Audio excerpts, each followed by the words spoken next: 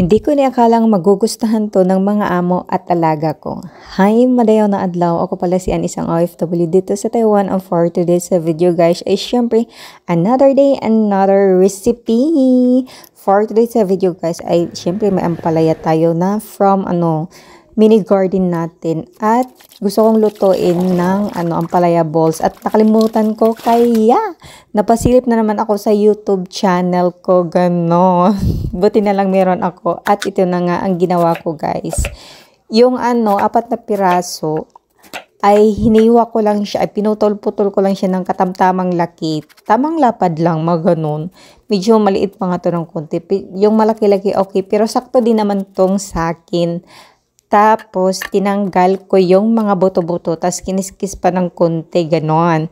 At ito na lahat ang ingredients natin.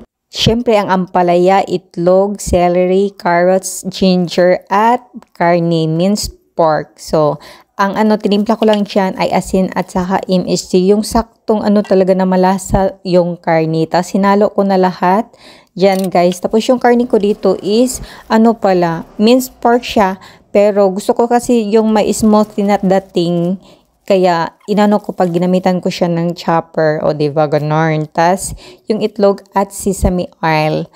Tapos guys, ito na nga, ginanyan ko siya. Ilagay nyo, as in, i-push nyo talaga para as in, makompress siya sa ilalim at hindi siya lutuin na hindi siya malustag, ganon. Same process lang, dapat katamtamang dami lang, yung hindi naman sobra.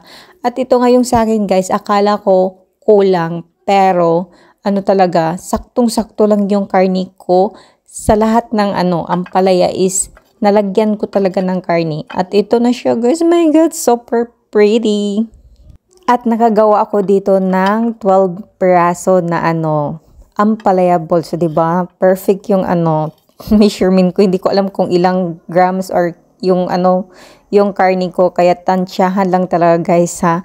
At ito na lahat. At ready to cook na siya. My god, nag-heart-heart yung mga mata ko. At ito na guys, pag mag-start na yung tubig na may bubbles, saka nyo siya ilagay. Wag yung kumukulo talaga, kay malustag-lustag talaga yung balls nyo.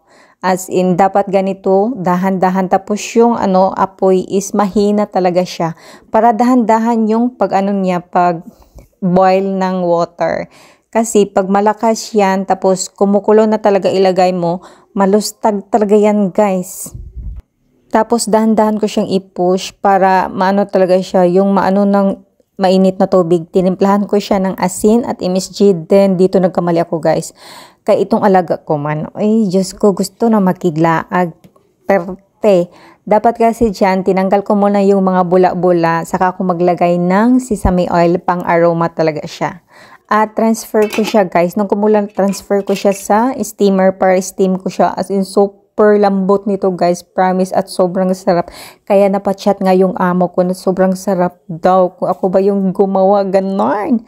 At ito na guys, ang ating ampalaya balls na sobrang bango at sarap, promise. Share ko to sa inyo dahil masarap at magugustuhan talaga to ng mga persons dito sa Taiwan. So, ganon.